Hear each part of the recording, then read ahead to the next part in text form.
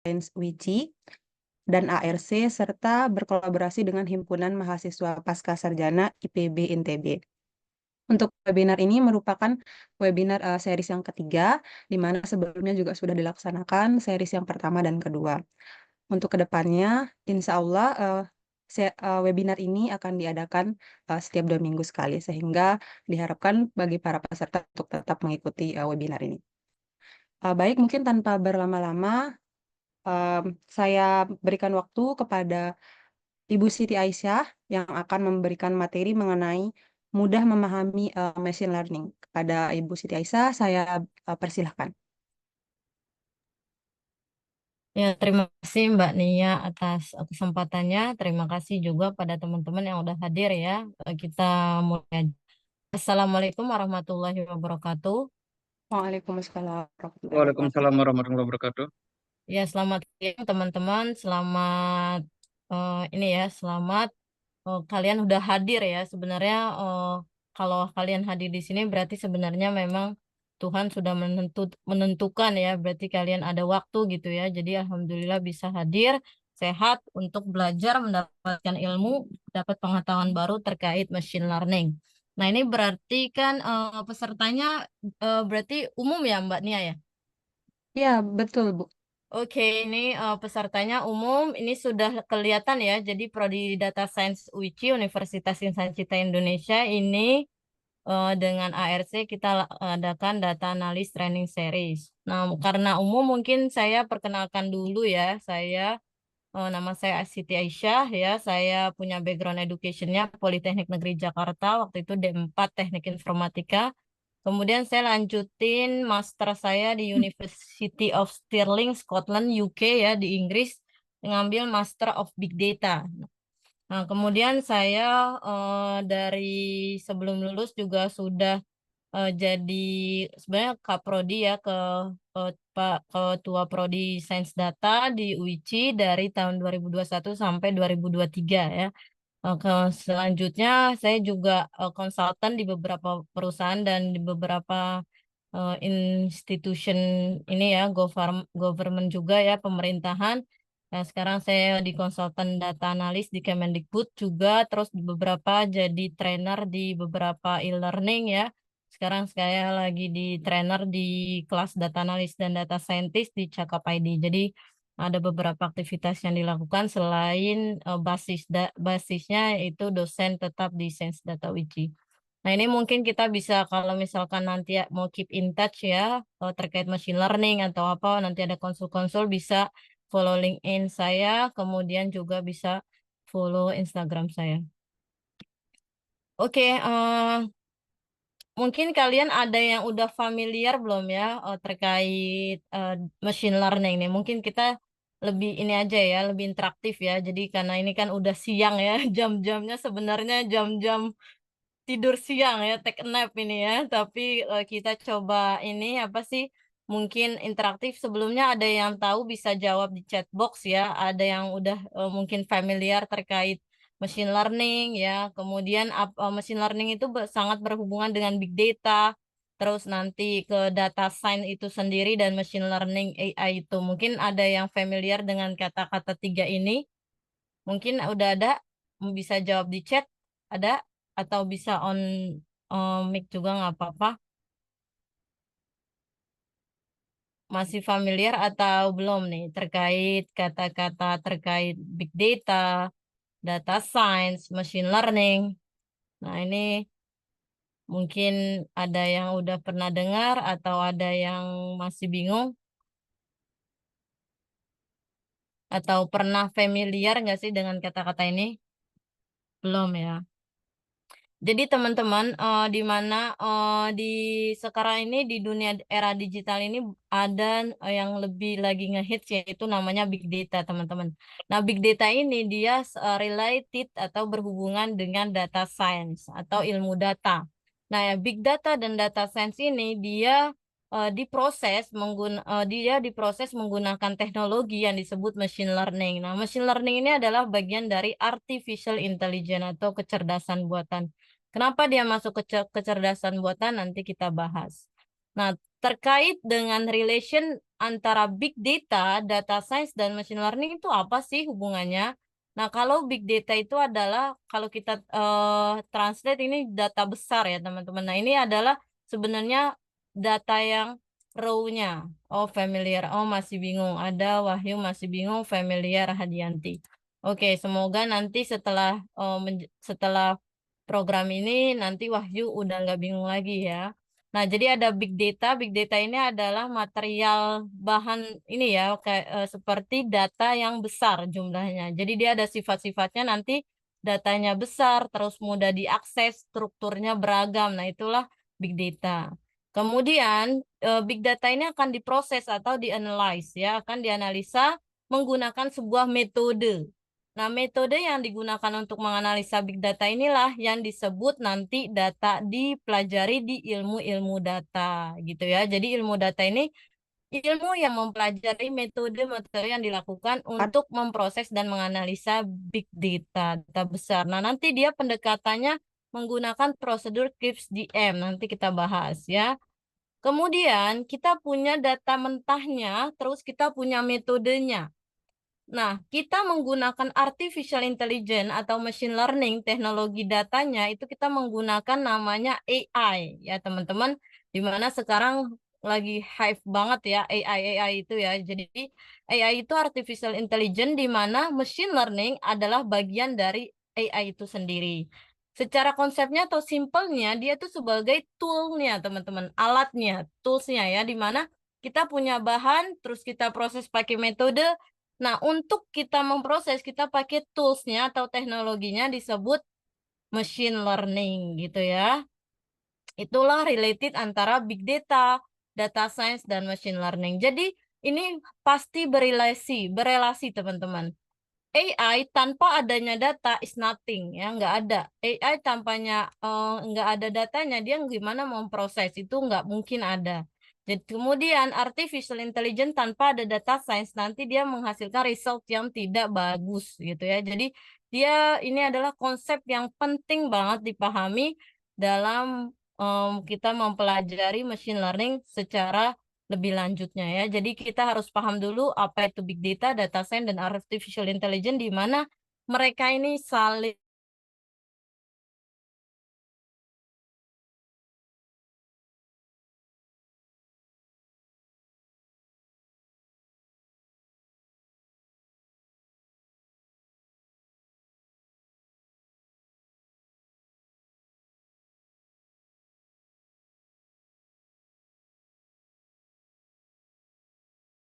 membutuhkan sebuah new teknologi ya atau new teknik baru, arsitektur baru dan analisis yang menghasilkan sebuah pengetahuan ya untuk ya sebuah pengetahuan atau informasi yang akhirnya nanti bernilai bisnis. Nah, pentingnya big data sekarang ini karena banyak perusahaan malah tidak bisa menganalisa teman-teman, tidak bisa memproses data besar ini karena dia nggak bisa diproses kalau teknologinya masih konvensional. Nah, ini yang makanya data scientist dan data analis ini menjadi prospek karir yang menjanjikan banget karena banyaknya gap antara profesi ini untuk menganalisa ya. Jadi banyaknya perusahaan yang punya big data tapi tidak ada orang yang bisa mampu menganalisanya.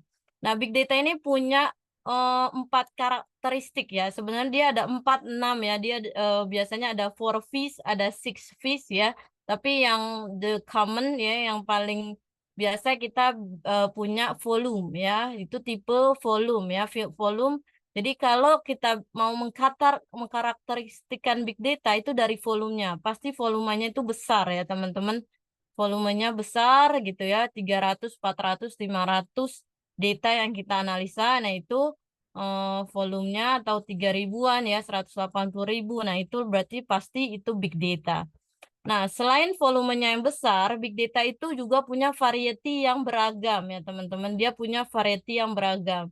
Nah, kalau di big data dia punya 3 tipe data ya, di mana ada struktur ya, data terstruktur.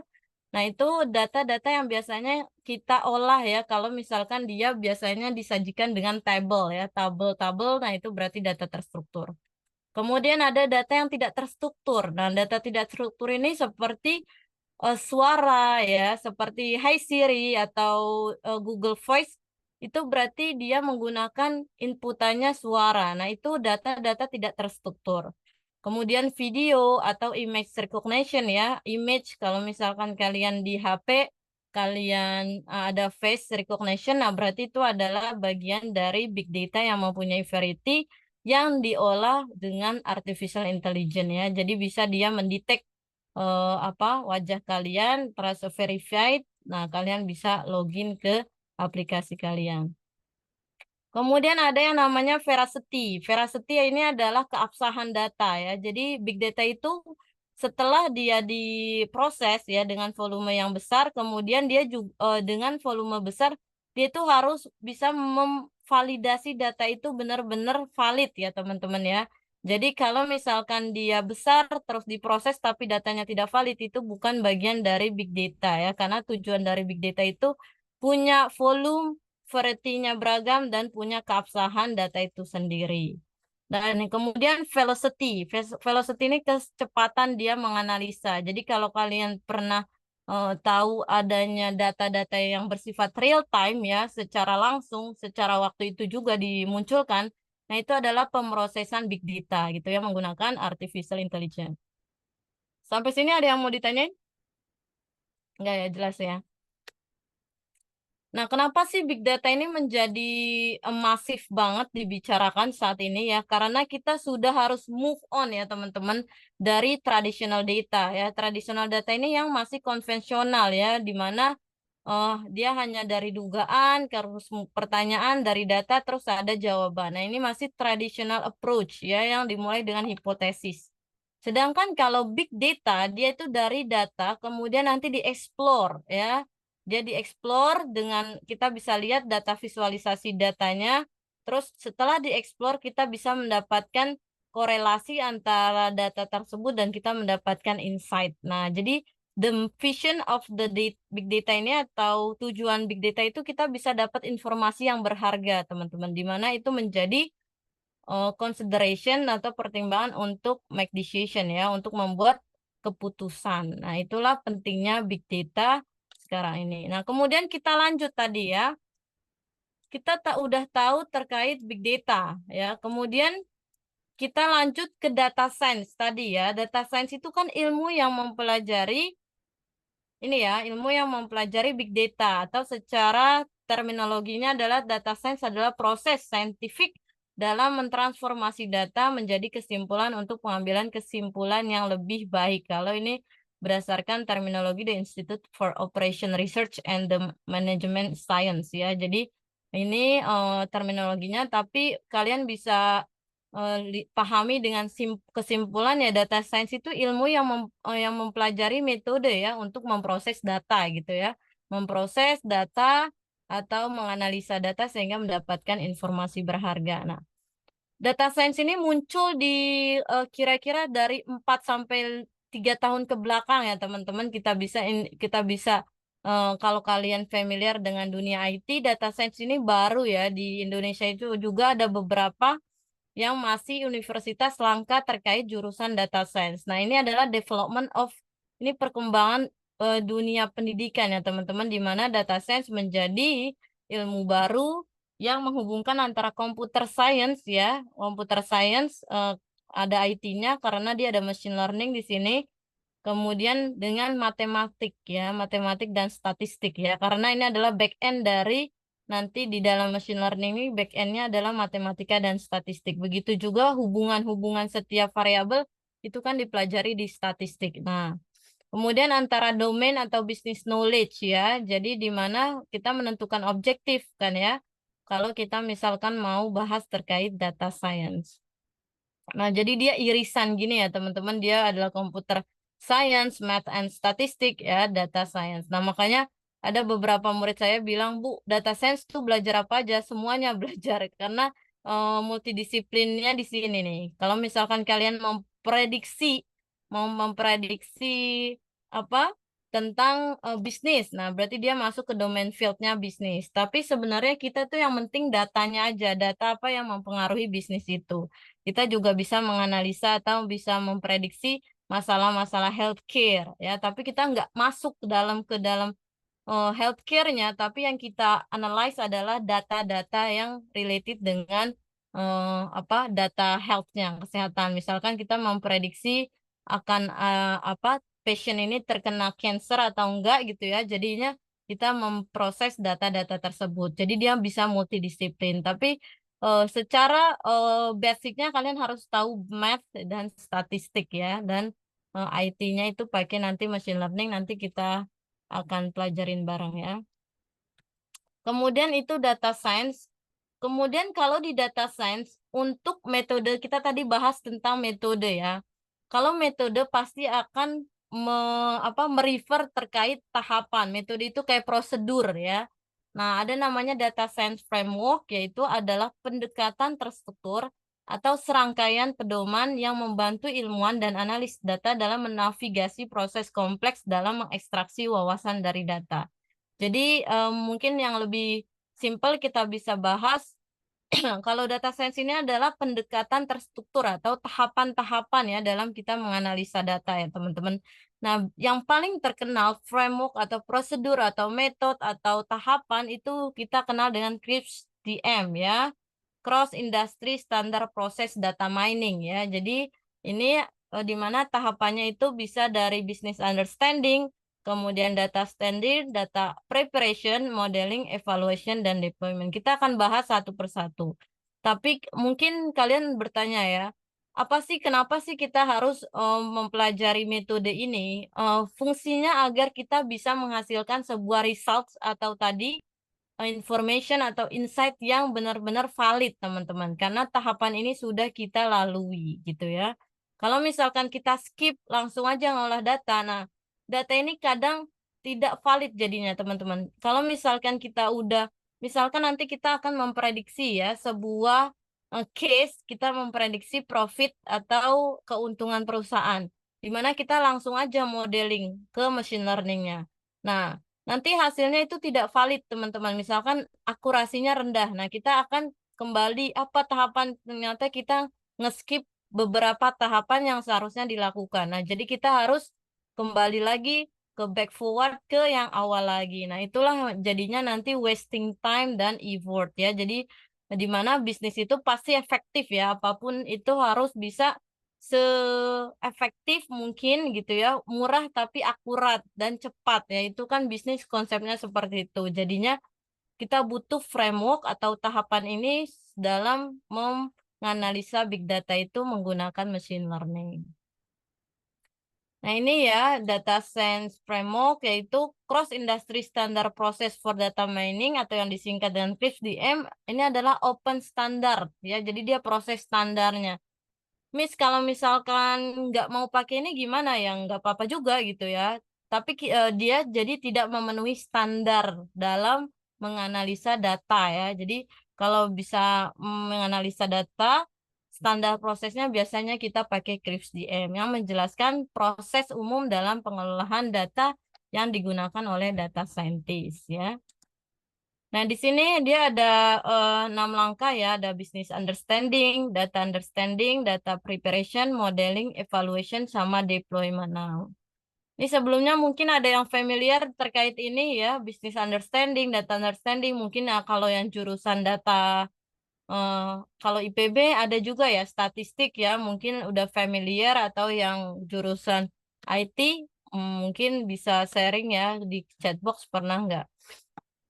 Nah, ini kita bahas satu persatu ya, business understanding. Business understanding kita coba pakai profit prediction. Jadi di perusahaan ya, perusahaan XYZ, anggaplah ingin memprediksi keuntungan perusahaan dari berbagai departemen dan negara bisnis itu berjalan. Nah, kita punya satu case nih, di mana misalkan kalian nanti di seorang data scientist, kalian di hire untuk memprediksi keuntungan perusahaan, dan perusahaannya punya berbagai departemen dan negara ya, cabang negara bisnis itu berjalan, kalian akan memprediksi.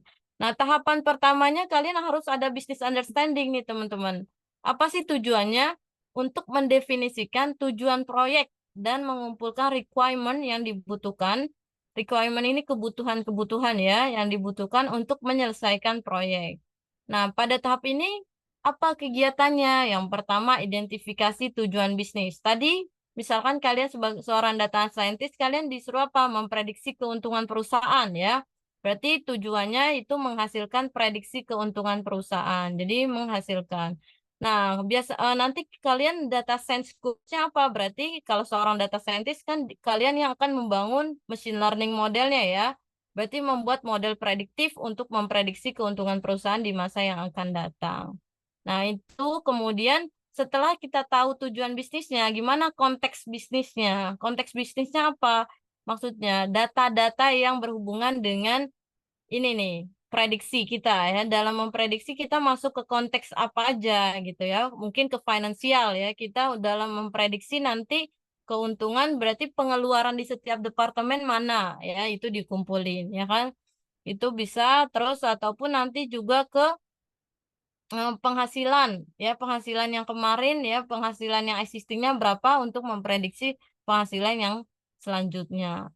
Kemudian menerjemahkan masalah bisnis ke masalah sains data, yaitu ya tadi kita tahu bisnis goals-nya adalah memprediksi keuntungan perusahaan, kemudian ke dalam data science-nya apa? Nah, ini bisa di model prediksi apa nantinya, atau ada hubungan antar variabel apa aja yang bisa mempengaruhi prediksi eh, prediksi perusahaan tersebut ya dari bisnis jadi langsung ke sains data di mana konsepnya itu dia yang akan melihatkan variabel-variabel atau relasi antar variabel tersebut.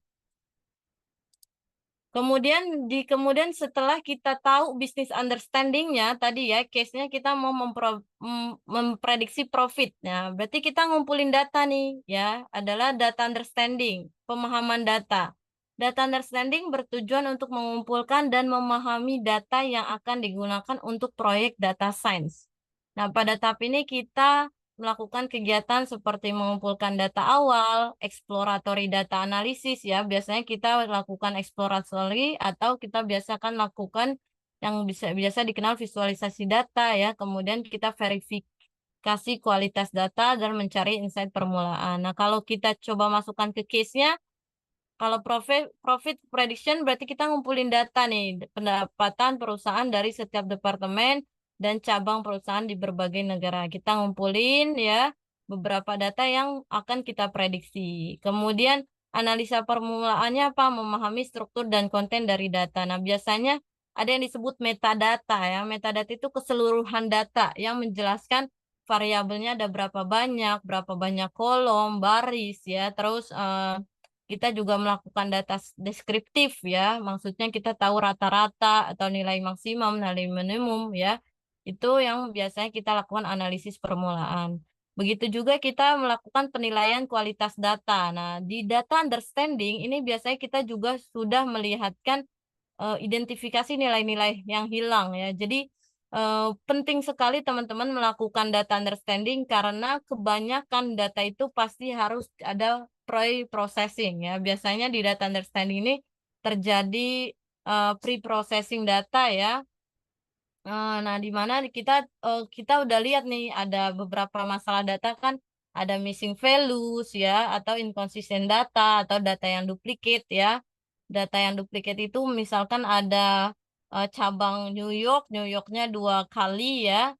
Itu berarti datanya duplicate dengan misalkan data yang sama gitu ya. Kalau inconsistent data misalkan kita eh, kasih inisial New York ya untuk cabang perusahaannya NY, terus ada di tabel selanjutnya ada yang New York lengkap. Nah, ini kan berarti datanya tidak konsisten. Nah, ini biasanya kita harus tahu dulu beberapa masalah untuk melihat kualitas data. Kalau kita udah identify data-data itu ada masalah, berarti kita melakukan data cleaning ya, atau kita melakukan data preparation di tahapan selanjutnya. Nah, tujuannya apa? Untuk menyiapkan data dengan cara membersihkan dan mentransformasi data ya, teman-teman. Nah, pada tahap ini kita melakukan kegiatan memilih data yang relevan ya, membersihkan data, mengkonstruksi data menjadi format tertentu, dan mengintegrasi data dari berbagai sumber. Oh, ini ada yang bertanya nanti ya, saya jawab. Nah, ini adalah tahapan data preparation ya, teman-teman, di mana dalam prosesnya atau dalam tahapannya, di dalam data preparation, kita melakukan beberapa kegiatan, teman-teman, di mana ada data cleaning ya. Sebelumnya di data understanding kita tahu tuh ada beberapa data yang masalah. Nah, di data cleaning ini kita lakukan penyelesaian dari masalah data tadi. Misalkan ada nilai yang hilang ya. Kita mengatasi nilai yang hilang dengan mengisinya. Ini karena kita pertemuannya singkat ya teman-teman, hanya 2 jam. Jadi saya akan memberikan insight atau informasi yang bisa kita jangkau ya dengan secara komprehensif, tapi mungkin lebih jelas gitu ya terkait semua runtutan dalam sebelum memodelkan machine learning gitu ya. Tapi nanti kalau lebih dalamnya pasti akan ada lagi penjelasan apa sih mengatasi nilai yang hilang. Biasanya kita mengisinya dengan metode imputation ya, imputasi. Jadi kita isi datanya menjadi data ya. Tapi mungkin di sini kita nggak bahas ke situ, tapi secara general kita akan melakukan data cleaning seperti itu. Nah, kemudian memperbaiki konsisten data dengan menggantinya ya. Biasanya kalau di nanti di pemrograman Python machine learning kita pakai replace ya, kita menggantinya teman-teman. Dan pasti kita kalau ada data-data duplikat kita remove datanya secara keseluruhan yang kalau datanya duplicate. Kemudian ada data transformasi ya, kita melakukan encoding ya teman-teman. Ini sorry typo ya, encoding. Ya maksudnya apa itu encoding? Jadi di beberapa data, terkadang sebelum kita melakukan eh, analisis melakukan analisis di machine learning ya teman-teman, mesin hanya bisa memproses data-data numerik ya atau data-data yang bentuk number ya. Nah, tapi kalau tipe datanya kategorik ya, yang berbasis teks atau teks, nah dia tidak bisa teman-temannya. Berarti kita harus transform datanya ya, kita ubah dari data yang kategorik yang berbentuk teks ke numerik. Nah, inilah proses pengubahan dari teks ke number itu disebut encode ya, atau yang sering juga disebut encoding. Nah, ini penting dilakukan untuk kita bisa memproses data tersebut. Nanti kita coba secara prakteknya ya. Kemudian ini yang paling ini ya krusial, yaitu setelah data preparation sudah data rapi, nah kita melakukan modeling ya teman-teman, di mana disinilah model machine learning kita build atau kita proses ya, di mana modeling menerapkan berbagai macam model untuk mencari pencarian pola pada data yang sudah dipersiapkan sebelumnya. Nah, pada tahap ini kita melakukan memilih model yang akan digunakan, memilih desain pengujian model, membuat model, dan evaluasi model. Nah, dalam bahasan ini berarti kita model machine learning ya, teman-teman, di mana kita memilih model machine learning yang akan digunakan, terus desain pengujian modelnya, kita buat model machine learningnya, dan evaluasi machine learning. Nah, machine learning itu sendiri apa? Nanti kita bahas, teman-teman. Tapi di sini konsepnya itu adalah model machine learning, di mana nanti kita pilih di tahap model selection ya, di dalam modeling ini nanti ada beberapa kegiatan yang kita bisa lakukan ya, yaitu model selection, yaitu memilih model yang akan kita gunakan. Misalkan kalau dalam case kita prediksi profit, berarti kita menggunakan linear regression ya, atau decision tree regressor ya, atau yang untuk regresi. Kemudian model building ya, kita kemudian train atau bangun modelnya, melatih dan membangun model untuk melakukan prediksi. Itu tahapan modeling, dan selanjutnya adalah evaluasi ya. Tahapan ini adalah mengevaluasi model dengan menggunakan matriks tertentu. Misalnya ada mean square error, ini adalah matriks atau ukuran-ukuran yang digunakan untuk mengevaluate model kita ini akurat atau tidak dalam membuat prediksi ya, teman-teman. Nah, kalau bisa kita juga bisa melakukan confusion matrix ya, dan akurasi dan confusion matrix, akurasi dan erosi ausi untuk model klasifikasi. Nah, model klasifikasi regresi itu apa sih? Kita akan bahas selanjutnya. Kemudian deployment ya. Deployment apa? Deployment itu untuk bertujuan melakukan deployment pada model yang sudah dibuat ke environment operasional. Nah, pada tahap ini kita melakukan kegiatan yaitu merencanakan deployment, monitoring dan menjaga proses deployment dan membuat laporan akhir. Yang paling simpel pemahamannya deployment ini adalah pengembangan aplikasi tingkat lanjut ya teman-teman. Tadi kan kita udah sampai ke model ya. Misalkan tadi case-nya kita mau memprediksi keuntungan perusahaan ya kan. Nah, kita udah dapetin model machine learning-nya linear regression misalkan akurasinya 90%, di mana 90% itu akurat dalam memprediksi keuntungan itu. Nah, model machine learning itu kemudian nanti dibuat aplikasinya teman-teman. Mungkin itu berbasis web ya, atau semacam dashboard ya. Dashboard itu kayak tampilan di web page ya atau di halaman web. Nanti kita bisa memprediksi misalkan pemasukan perusahaan kita masukin 1 M ya. Kemudian nanti dia akan memprediksi, lakukan prediksi. Nah, dia nanti akan menghasilkan sebuah prediksi dari model machine learning yang sudah kita train. Nah, hasil deployment dashboard itu atau halaman page yang bisa dilihat oleh seorang user itulah yang disebut hasil dari deployment gitu ya, dari pengembangan aplikasinya ya, sehingga bisa lebih mudah dilihat ya, bisa membuat laporan atau bisa membuat jadi monitoring. Nah, oke, kita sekarang lanjut ke machine learning ya, teman-teman. Nah, ini tadi kita bahas ya terkait relate yang paling penting ada big data, kemudian data science dan machine learning. Tadi kita juga udah bahas big data itu apa aja, punya beberapa karakteristik, terus data science itu adalah metodenya apa aja. Itulah yang kita akan gunakan. Kemudian kita akan lanjut ke machine learning. Sebelum ke machine learning ada yang mau ditanyain? Coba kalau ini sekiranya jika kita menggunakan program ini, berapa persenkah kemungkinan terjadi error pada melakukan prediksi penghasilan? Oke, nanti ini udah masuk ke model ya, ke model prediksi.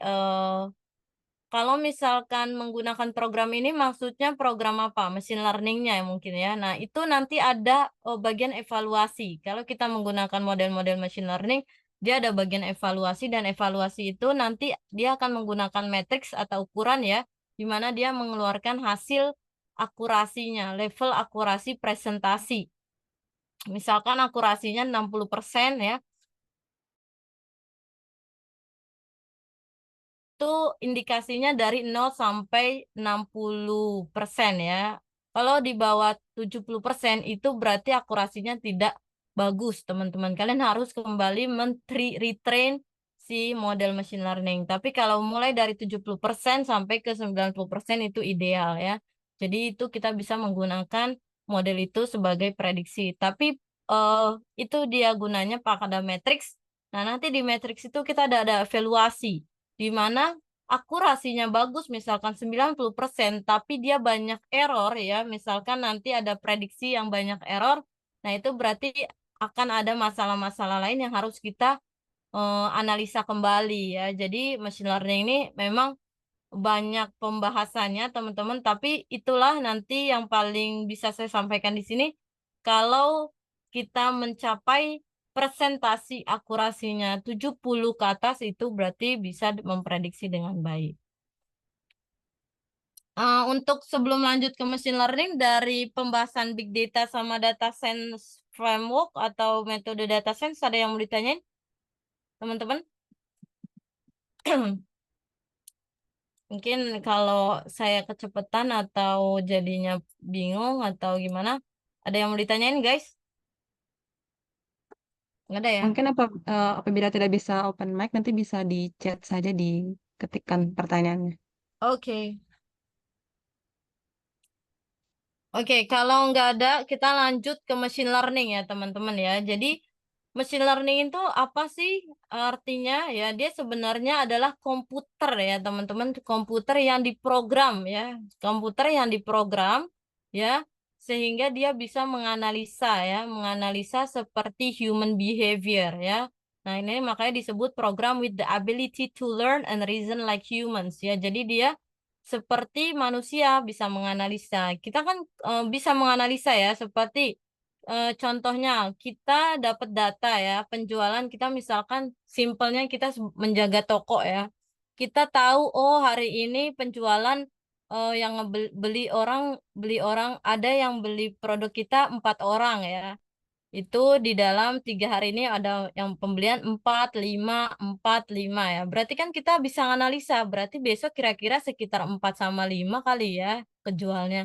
Nah itulah eh, human ya. Seperti human tuh seperti itu teman-teman. Kita bisa menganalisa dari case yang realita ya. Jadi kita tahu nih penjualan 3 hari kemarin sekitar 4 sampai 5. Secara human behavior, analisanya kita pasti akan memprediksi kayaknya besok akan 5 atau 4, nah ya sekitar 4 5 lah yang laku. Nah, itu kita seperti itulah machine learning ya, dia bisa mempelajari dari seperti behavior kita ya, kemampuan kita menganalisa. Begitu juga kalau misalkan sensor ya, kalau yang sekarang lagi ngehit ChatGPT ya teman-teman ya, kalian ngetik, nah itu kan text mining ya, dia kita bisa memahami teks ya. Kemudian mesin itu diprogram untuk bisa memahami teks seperti manusia. Nah, itulah makanya dia disebut machine learning ya, karena dia diprogram untuk bisa mempelajari dan bisa memahami seperti manusia, seperti voice recognition, image ya. Kita kan dengan panca indera kita tahu ya itu adalah kucing, anjing ya. Begitupun machine learning ya. Machine learning dia bisa nanti memprediksi apakah gambar yang kita kasih itu anjing atau kucing. Nah, itulah dia makanya disebut artificial intelligence, kecerdasan buatan ya. Karena dia bisa sama seperti kita. Nah, secara keseluruhan teman-teman, nah mungkin kalian agak bingung, Miss, apa sih hubungan artificial intelligence, ada machine learning dan deep learning pula? Kalau kalian nggak paham secara dasarnya, itu akan bingung teman-teman. Tapi ini di sini saya akan memberikan secara dasarnya teman-teman ya. Artificial intelligence tadi kan kecerdasan buatan ya teman-teman. Kecerdasan buatan kenapa disebut kecerdasan buatan? Karena dia seperti manusia ya. Dia bisa menganalisa, dia bisa mendetek apa suara ya. Itu berarti sama dengan kecerdasan ya. Kecerdasan itu saat kita bisa memahami atau kita bisa bandingkan sebuah ini ya, sebuah data ini atau sebuah gambar dapat kita bisa menerka ini suara kucing, suara burung ya itu adalah masuk kecerdasan. Nah, itu kecerdasan kita sebagai manusia itu diimplementasikan ya ke dalam komputer yang diprogram ya. Itulah makanya disebut kecerdasan buatan. Nah, kecerdasan buatan ini terdiri dari machine learning, teman-teman. Jadi machine learning apa? Machine learning itu simpelnya adalah AI yang digunakan untuk mempelajari atau memproses data yang terstruktur, teman-teman. Jadi kan tadi kita punya big data ya. Big data itu ada variety atau keberagaman. Nah, salah satu tipe data itu adalah struktur ya, data terstruktur. Nah, untuk memproses data-data struktur, AI ini punya tools si machine learning gitu. Jadi machine learning ini digunakan untuk menganalisa data yang terstruktur.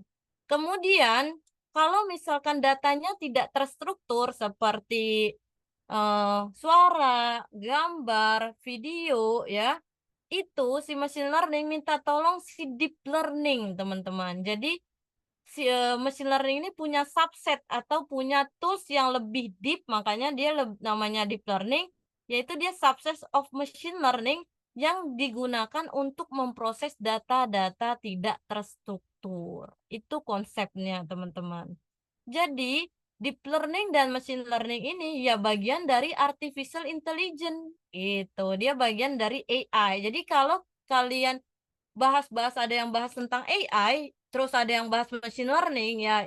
Kalau kalian udah paham ya itu sama gitu ya. Machine learning dan AI yaitu bagiannya. Machine learning untuk memproses data terstruktur, deep learning yang data tidak terstruktur. Itu paham sampai sini?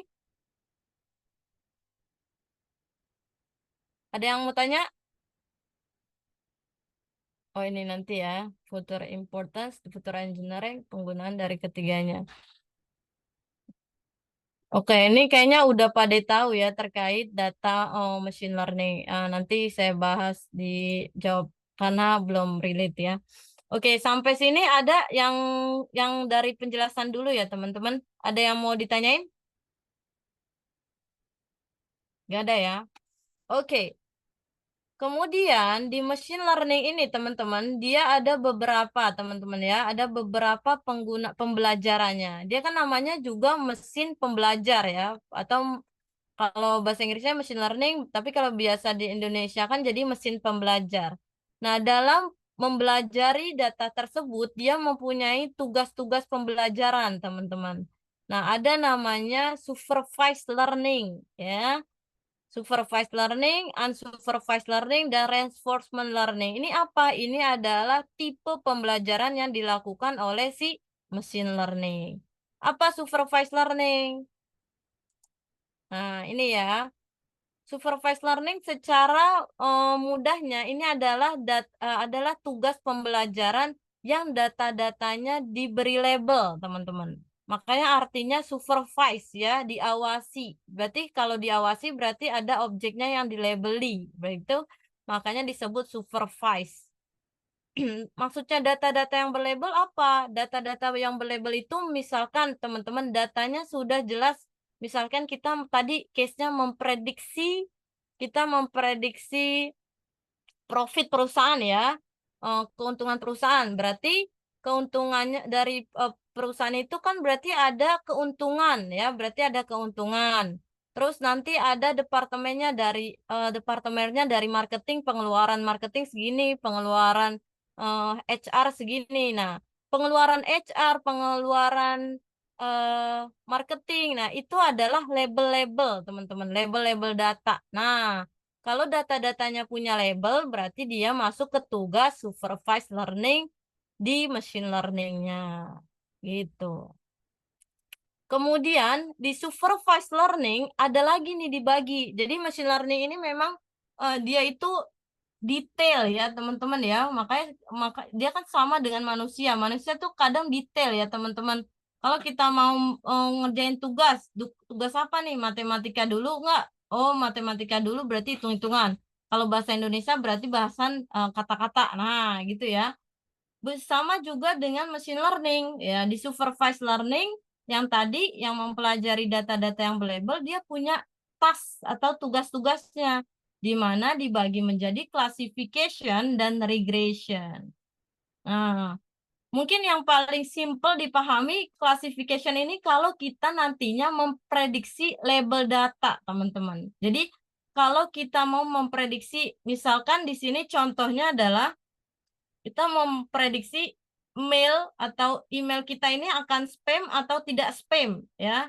Akan spam atau tidak spam. Nah, ini adalah fungsinya machine learning nih, teman-teman. Nanti model machine learning bisa mengidentifikasi oh kalau data email yang masuk nanti dia nge-breakdown oh berarti yang ini tidak spam, yang ini spam. Nah, fungsi untuk mengkategorisasikan atau mengklasifikasikan itulah yang disebut tugas machine learning klasifikasi. Gitu ya. Jadi dia memprediksi label data ya, kategori.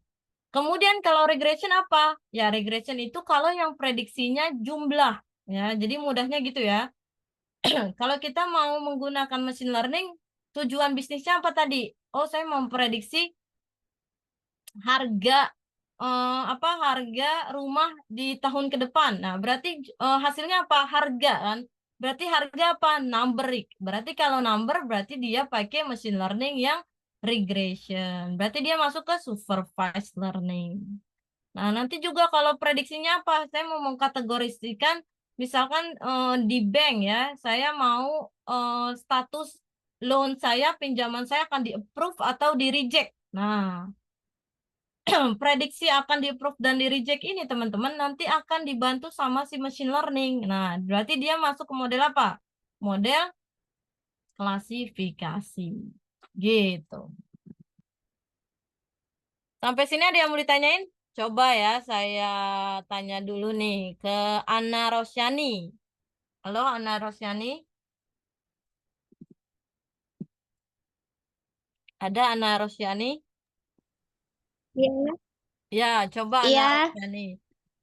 Udah paham terkait supervised learning yang terdiri dari classification sama regression belum? sudah.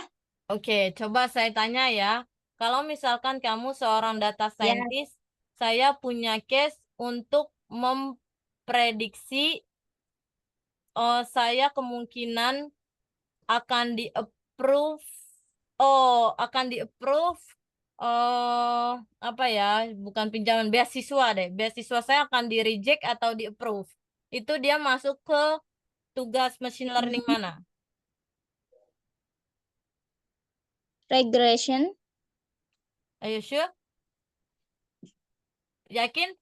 Coba perhatikan Ya, lagi. Kalau misalkan tadi ya, ya, dia mau mengklasifikasikan. Saya mau daftar beasiswa nih, ya kan? Nah, ada data-data yang ya. sudah apa udah dimasukkan ya. Nah, kemudian dia memprediksinya melalui machine learning. Nah, untuk hasilnya nanti beasiswa saya di-approve atau ke-reject. Nah, Oh, itu iya, iya, iya. pakai apa? Classification. Iya, classification ya. Kenapa regression tadi? Iya. Karena saya mikirnya beasiswa yang diterima, Oh, enggak. Kalau beasiswa yang diterima jumlah bukan beasiswa penerimaannya. ya. Iya, Iya, kalau iya regression betul. gitu. Saya kira sudah masuk terus tinggal nerima uangnya gitu. Saya mikirnya tadi gitu. Oke, coba sekarang kamu cari contoh kalau regression contohnya gimana? Contoh case-nya. Berarti Misalkan kita mau memprediksi keuntungan berdagang, ya, keuntungan berdagang ya, ya, profit perusahaan berarti kita pakai regression. regression. Oke, sampai sini paham ya? Mudah ya? Ada yang Ya, mau ditanyain? eh insya Allah paham. Paham, good job. Oke, terus kemudian kita punya namanya si machine learning ini punya namanya unsupervised learning ya. Tadi kan dia ada supervised, unsupervised dan ada reinforcement learning ya. Nah, tadi kita udah bahas supervised, data-data yang berlabel, kemudian di-analyze, kemudian dia menghasilkan prediction ya. Kemudian ada yang disebut unsupervised learning ya. Nah, unsupervised learning ini metode untuk grouping, teman-teman. Tadi kan kalau supervised itu berarti data-data yang berlabel. Nah, kalau unsupervised ini data-datanya nggak punya label, teman-teman. Jadi dia abstrak, ya. Dia itu biasanya dia terdiri dari pola-pola, teman-teman. Jadi pola-pola yang awalnya sembraut gitu ya, yang pola-polanya nggak terstruktur ya.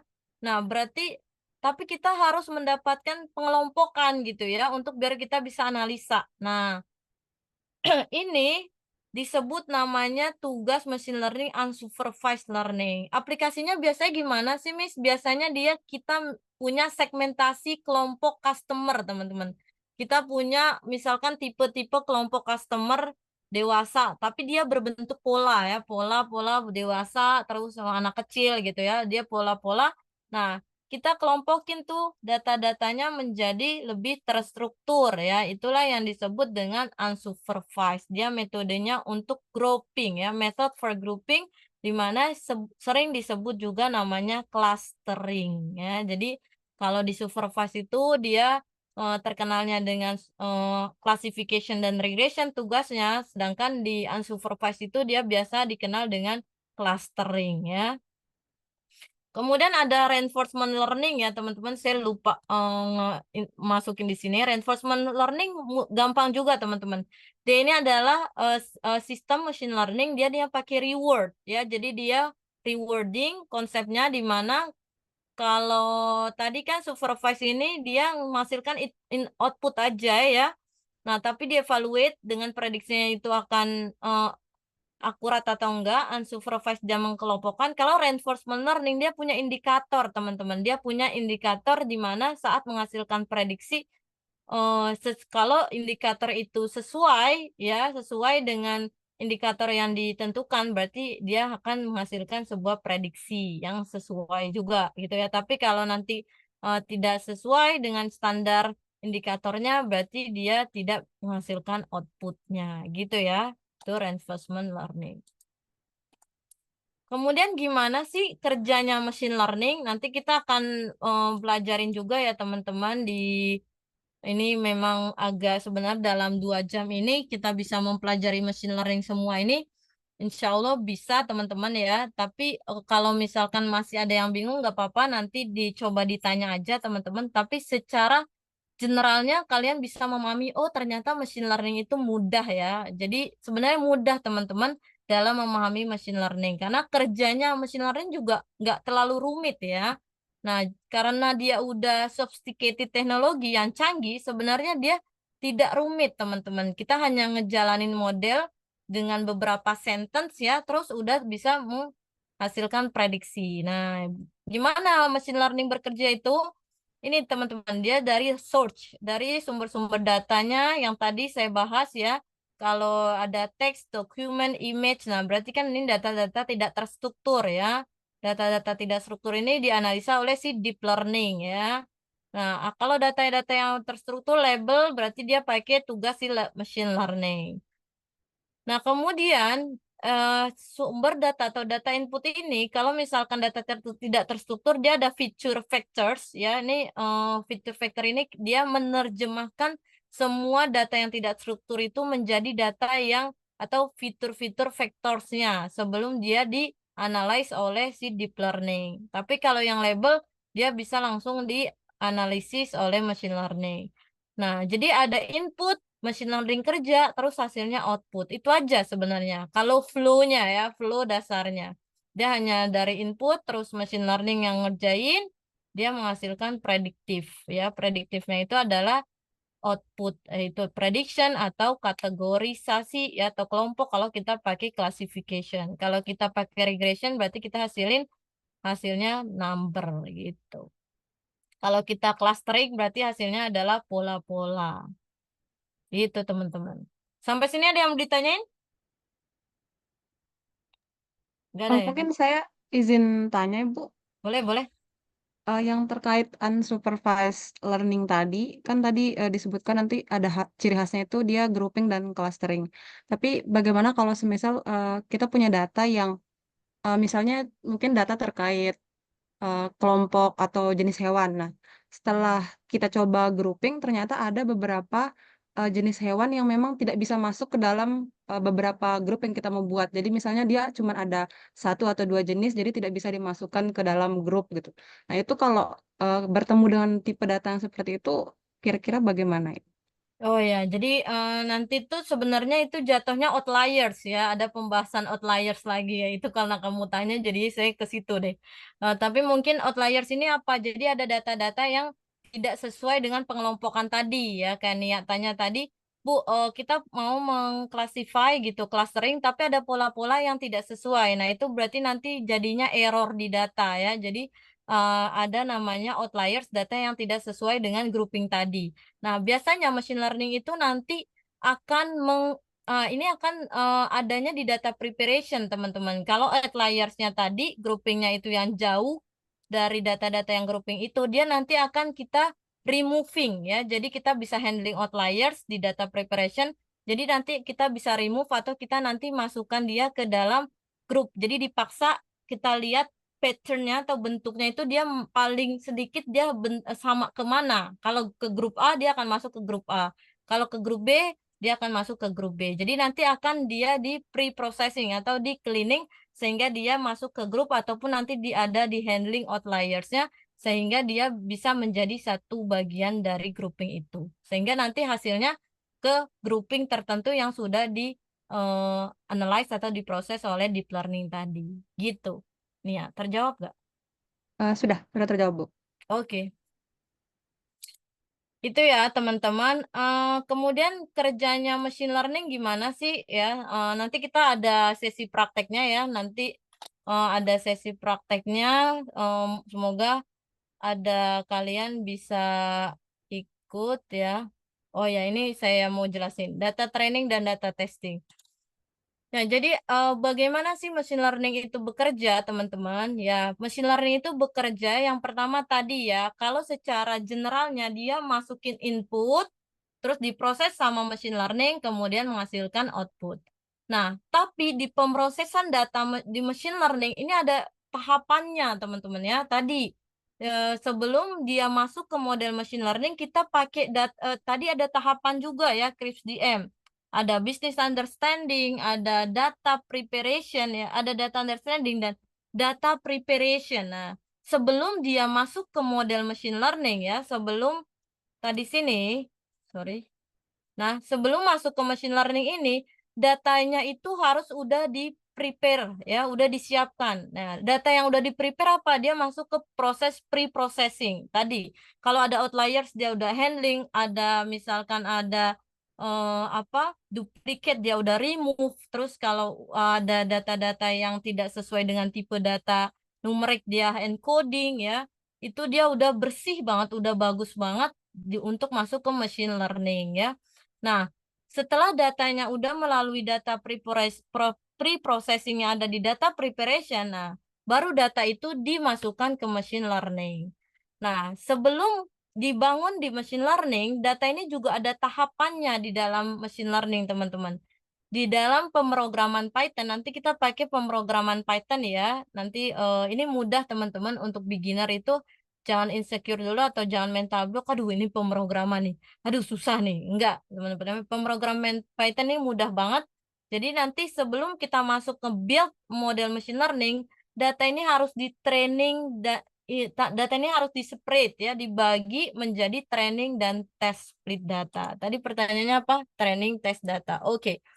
Apa sih bedanya, Bu? Jadi di machine learning, teman-teman, kita menggunakan training test split untuk membagi data itu menjadi 70 dan 30 rasio. Rasio ini adalah perbandingan atau ini ya, teman-teman, porsi ya. Data ini kita bagi nih. Biasanya rasio yang the common use yang biasa digunakan itu 70 sama 30%. Nah, bisa juga 80 dan 20%. Itu yang biasa digunakan ya, 70-30 atau 80-20. Nah, ini digunakan untuk menjadi training dan tes data. Kenapa sih harus dibagi? Jadi ini untuk menguji performance dari training model yang tidak terlihat. Atau simpelnya gini teman-teman. Kenapa data ini harus dibagi sebelum dibangun oleh model machine learning? Biar kita mendapatkan hasil data yang akurat teman-teman. Logikanya gini, kalau kalian punya data 100, misalkan kalian punya data 1000 ya. Kalian punya data 1000. Terus 1000-1000-nya kalian training. Lah, berarti kalian nanti nggak tahu dong hasil yang akurat gimana gitu. Karena datanya semuanya di training ya kan. Gimana kita mau menguji data yang tidak terlihat tadi gitu ya. Karena semuanya di training. Nah, makanya di machine learning untuk menghasilkan sebuah hasil yang akurat, dia akan ngebagi menjadi training dan test data. Jadi model dengan data training ini nanti akan train. Jadi kita menggunakan dataset training ini untuk membangun model, teman-teman. Nah, modelnya udah selesai kebangun. Nah, kita pakai data tes. Kita uji nih data yang 30% tadi, kita bangun modelnya. Kita uji dari misalkan dia menghasilkan setelah di training, data menghasilkan prediksi misalkan akurasinya 30%. 70%. Berarti kan bagus ya. Nah, gimana kita uji model itu bagus dengan model 70% tadi? Kita masukin tes data tadi. Kita uji data-data tes tadi, kita masukin ke modelnya. Kalau dia hasilnya benar masih sekitar 70%, 80%, berarti model yang di training tadi data-datanya valid untuk menghasilkan sebuah prediksi. Gitu. Paham nggak nih? Yang tadi tanya si Daniel. Paham Daniel? Belum, Bu. Mau tanya kalau data, apakah sumber datanya sama, Bu? Kayak misalnya data 1000 lalu kita bagi jadi 700, lalu nanti yang 300 sisa itu untuk data testing. Iya, sama. Nanti Oh, kita bahas ke yang ngebaginya. Dia sama. Jadi kita tadi ini sama, kita punya data 6000. Nanti kita coding aja, kita coding dengan mentraining dan test split gitu. Nanti dia akan ngebagi, kita bagi data trainingnya jadi yang 4000 di sini, jadi 2000 di sini. Begitupun yang data kamu tadi, kalau punya 1000 berarti 700, dia akan diportin di portion buat si training set, 300-nya buat data tesnya gitu. oh ya, yang penting dari sumber data yang sama, Bu ya. Sama-sama Ya, pastinya. oke, makasih, Bu. Oke. Nah, kemudian kita masuk ke machine learning with Python ya. Nanti kita coba ini, coba saya kirim beberapa ini ya. Saya udah siapin sih teman-teman, kalian bisa download ya. Ini bahan materi yang bisa kalian, ini scikit-learn. Nanti saya kirim. Min logistik. Nah, ini adalah beberapa contoh codingan ya, tapi saya juga akan jelasin nanti kita belajar bareng ya.